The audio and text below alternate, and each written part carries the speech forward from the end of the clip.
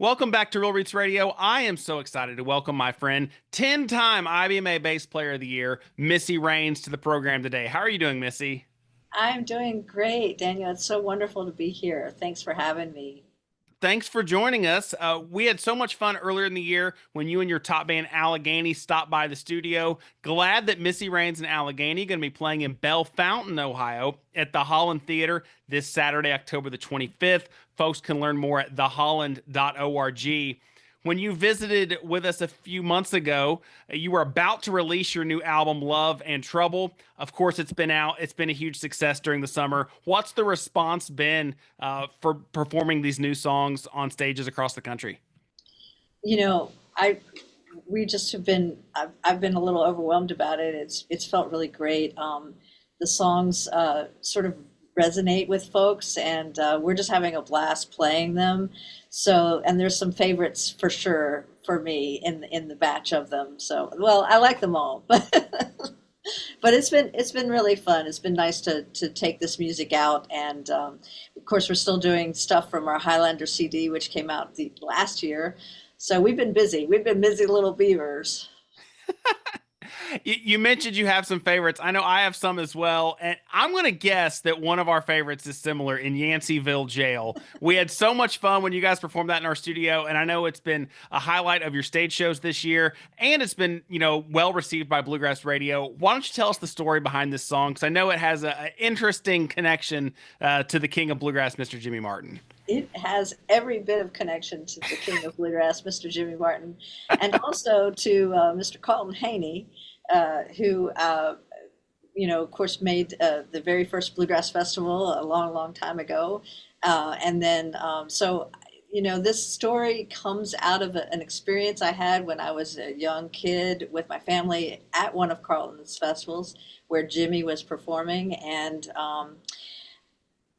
these the part of it that I didn't see, but I've heard the stories, was that Jimmy came in his bus, and let's just say he had already started the celebration, and he wanted to park, so he kind of pushed a little bit. He pushed Carlton both figuratively and actually kind of pushed him, and I think he landed in that red clay dirt that day. Not Carlton, but Jimmy. And the next thing you know, Carlton comes out on stage and says, "Now I know that you all have been looking forward to hearing Jimmy sing tonight, but you're not going to hear Jimmy sing tonight because Jimmy's going to spend the night in the Yanceyville jail." And so true story. Jimmy spent the night in the Yanceyville jail, as Carlton Jail. jail, and I'll never forget that. But then this is the part that I love the best, actually, because the most bluegrass thing about it was Carlton went on to say, "Now you can hear Jimmy sing tomorrow night." He says, "But not tonight, because tonight he's going to spend the night in the Yanceyville jail." So he was. So I love the fact that it was like, he's going to go sleep it off and then come back and all will be forgiven and we'll just move on. It's kind of actually not a bad thing, actually. Fantastic, fantastic. Carlton and Jimmy, two of those kind of larger than life figures in bluegrass lore, and the subject of so many great stories over the years. You mentioned going to Carlton's festivals. Of course, as we all know, you are the little girl with the umbrella in the famous Bluegrass Country Soul documentary about one of Carlton's festivals. What was it like being a child as these festivals are really taking shape from, the Barnum and Bailey of bluegrass and Mr. Carlton Haney? What was it? How exciting of a time was that to be a young bluegrass fan? Oh my God. It was magical. It was absolutely and utterly magical and exciting. And Carlton had so much to do with that because, of course, all the stars, the Osmond brothers, the Country Gentlemen, Bill Monroe, the Stanleys, Rouse Stanley, I didn't quite get to see the Stanley Brothers that often before Carter passed, but of course they were all there, and they brought their magic with the music. But what Carlton brought was his absolute, utter, and complete love and passion that he had for this music. And you saw it every single time Carlton was on stage when he brought out all the artists, and he conveyed that love and that passion. And it mattered to him because he, like he would talk about stories, and it was important to him to tell the stories that he believed made up bluegrass. And that's what I saw. Like I saw it through his eyes, and it it made a difference for me. And just of course being camping and as a child, and you know in in the starlight, and hearing the Osborne brothers, and hearing that music in a paradise kind of setting with the camping, and mountains and the rivers and things that we would be camping by. It was just utter magic. It's so cool too to hear your stories of that, because I don't know, for people in my generation, we're just used to the fact that there's bluegrass festivals, and if you live in a nice area of the country, there might be one once a month, or if you're lucky, once a weekend that you can kind of go find one and enjoy a whole bunch of top talent over the course of 2 or 3 days. So to hear from your experiences as a child, when that concept was so fresh and new and so exciting and invigorating, like Bluegrass Disney World. No one had ever really experienced many things like this, or at least for not very long. So No, they really hadn't, and he was like, I think he was finding his way as he went along. Like he was, I think he saw every festival was a new way to bring it to new people. And that's all he cared about. He wanted, he was trying to make a living. He was a businessman, but he was really uh, uh,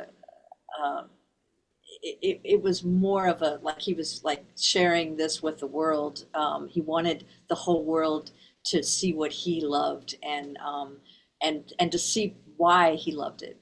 So he was helping to spread the gospel of bluegrass, and so that's, yeah, he created these really cool events, and Saturday nights he would tell, like he would make time for the country gentleman story, and so he would, because I think he recognized early on that the country gentleman, so this would have been in the 70s, but so the original gentlemen hadn't played together in at least a decade or so, but or a little less than that. But he brought them together. So he hired all four bands that represented them, or three bands, I guess, that represented all of the members of the original gentleman, and brought them together. And because he recognized the chemistry that John and Charlie and Eddie and Tom had when they were on stage together, and things like that, stuff like that he started all of that. You've mentioned, his love of story and narrative, and how it was so impressionable for you as a young age. Why do you think that bluegrass music, in general, lends itself to story and narrative, and these tall tales and legends, and kind of this passion for the history in a narrative sense that I think is very unique when compared to other genres of music? Why do you think it's so embedded in the fabric of this music that we love? Well, I think that at the core, bluegrass, I mean, it's an oral music. It's a music that's handed down through story and through song, and by it's not written down. Things aren't written down for us to then look in a book and say, oh, maybe lyrics, maybe, but the way we play our instruments is not necessarily written down. So it was all done like, here, I'll play this tune for you, and let me tell you how I heard this tune, or who taught me this tune.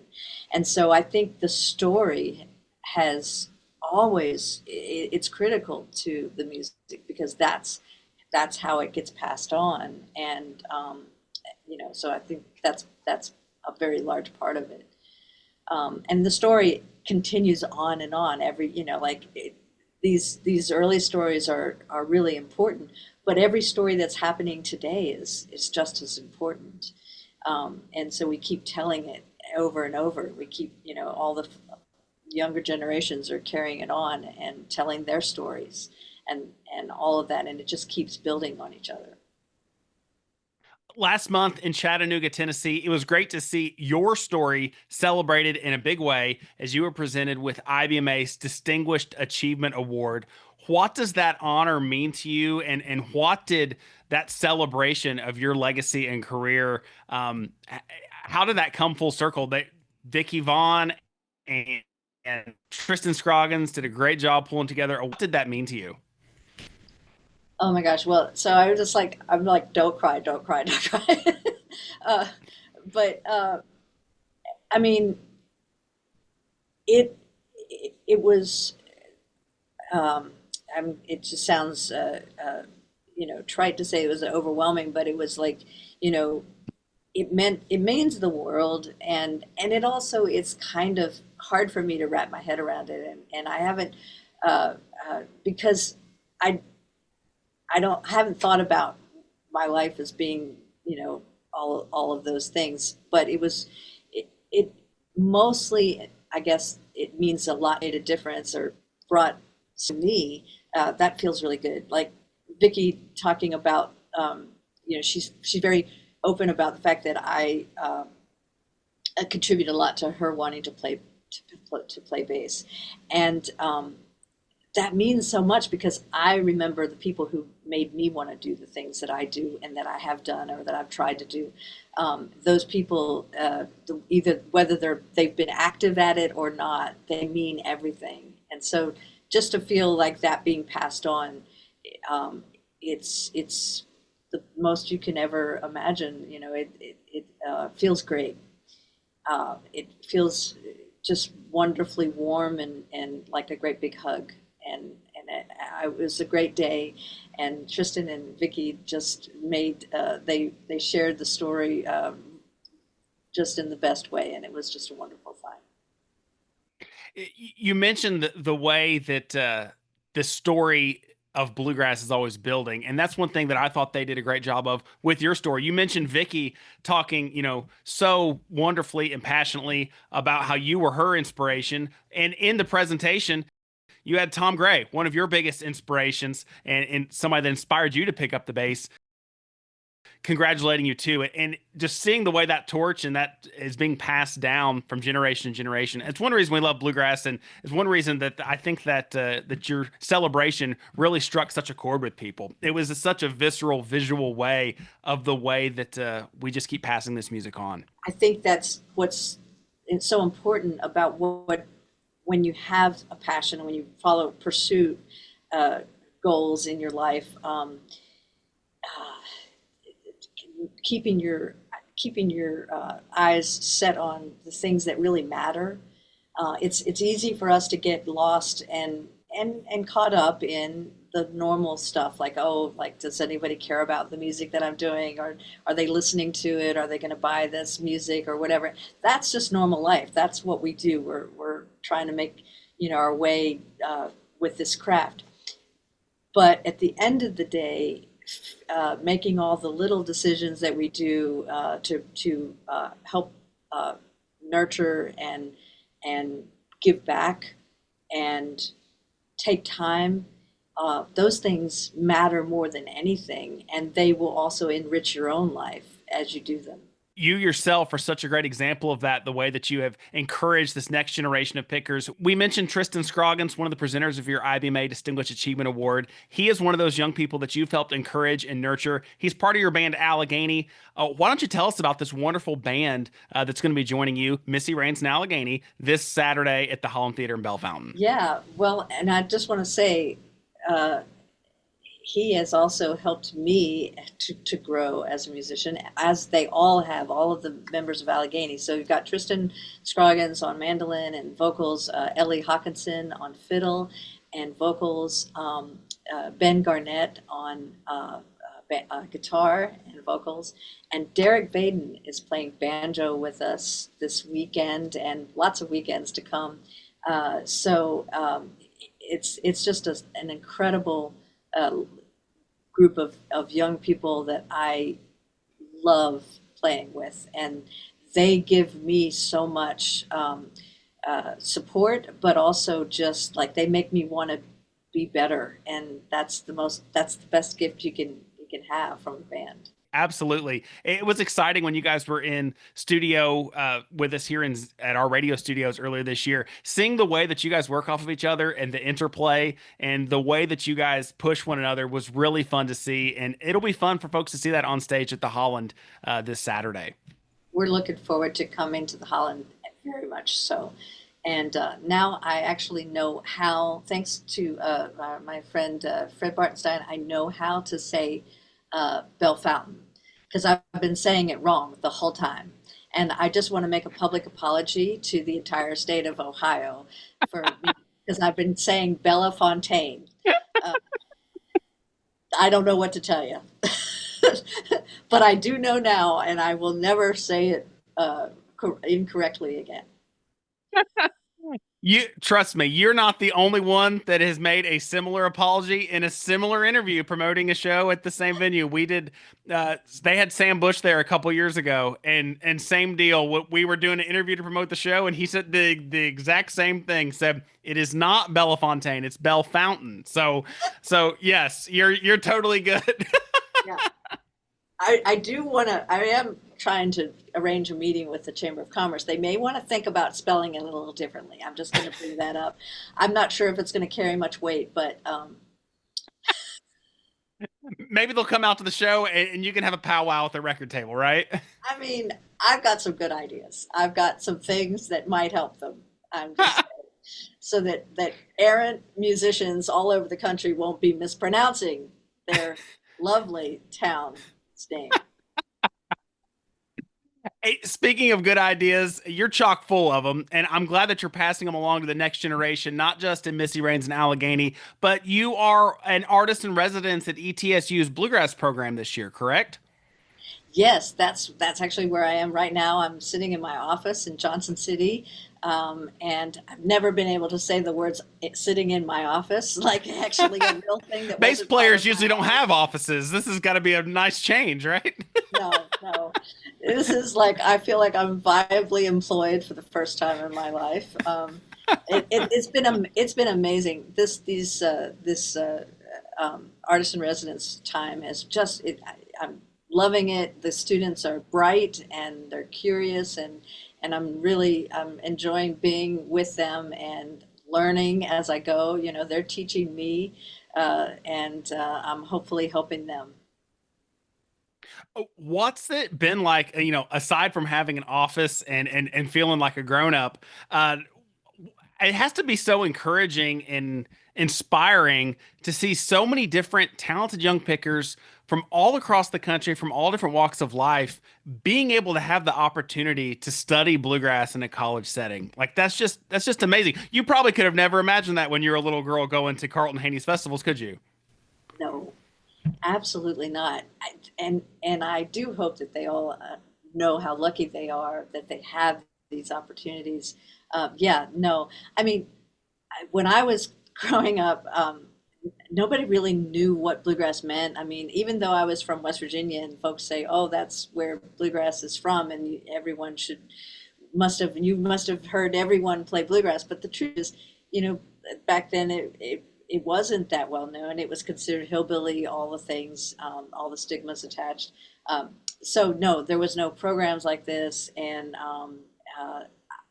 I don't know if I would have gotten into like run straight ahead right to a college like this or toured with a band. I probably would have tried to do both.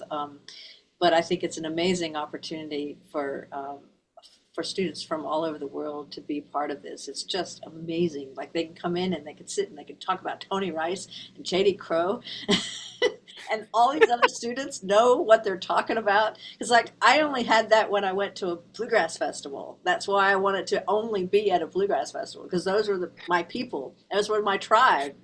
Now you have a whole campus full of the tribe, and it's great.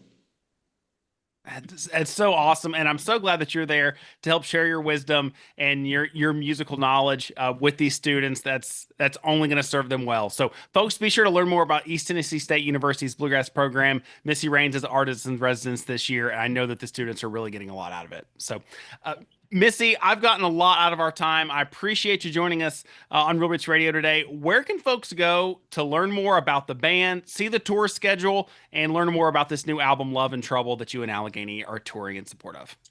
They can go to missyrains.com. That's easy enough. MissyRains.com. And of course, come out and see Missy Rains and Allegheny at the Holland Theater in Bell Fountain this Saturday, October the 25th. Learn more at theholland.org. Missy, thanks so much for joining us on Real Roots Radio. Thank you, Daniel. It's been a pleasure.